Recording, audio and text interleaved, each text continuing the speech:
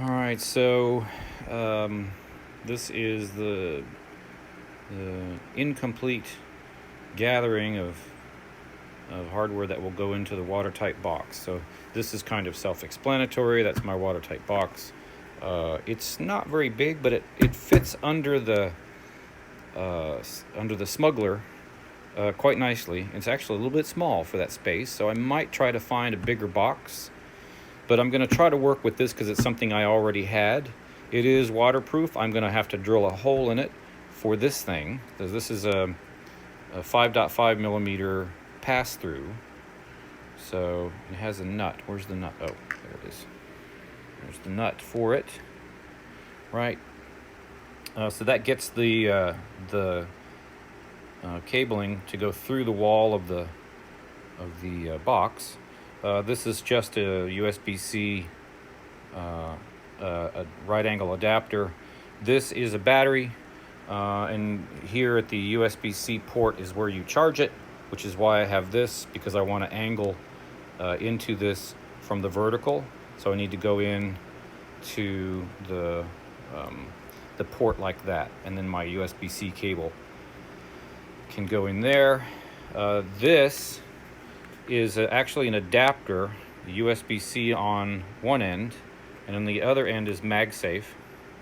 I use it to charge up my Apple MacBook Air, which has only USB-C ports, and so I use an old MagSafe power supply with this adapter.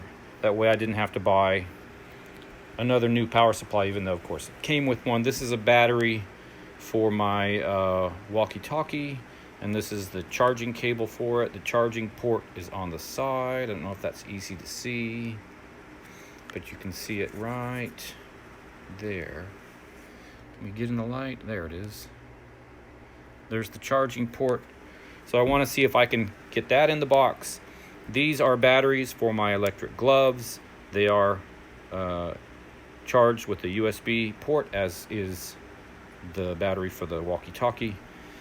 The battery here has a built-in hub, which is why I'm including it in this project, because I thought that I could bring energy from the battery, the bike's battery, into the box to this battery, which will then act as like a buffer and charge any device from USB-A ports that I need. And there's also the possibility that I'll want to wear electric clothing, like maybe an electric vest.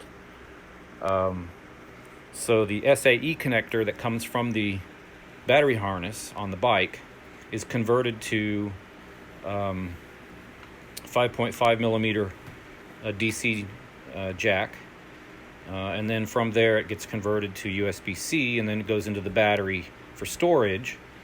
The SAE connector is fused on the bike's battery, 10 amps, and it's for a battery tender, which is, a battery maintaining device, which I don't use anymore because the battery tender was built for a lead acid battery, and my VFR has lithium-based chemistry battery, so I'm using a different battery tender for it.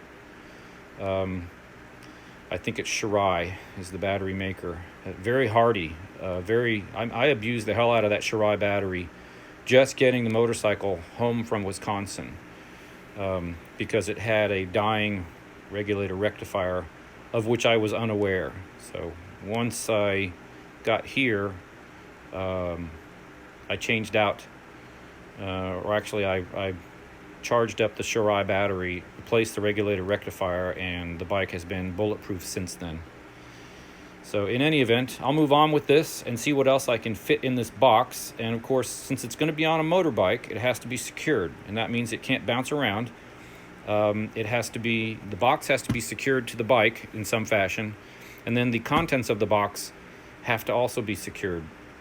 So that's another part of this project. So that's where I'm headed. I've ordered, of course, a bunch of useless stuff from Amazon, which won't be here for another few days, which will then let me complete this project. So off we go.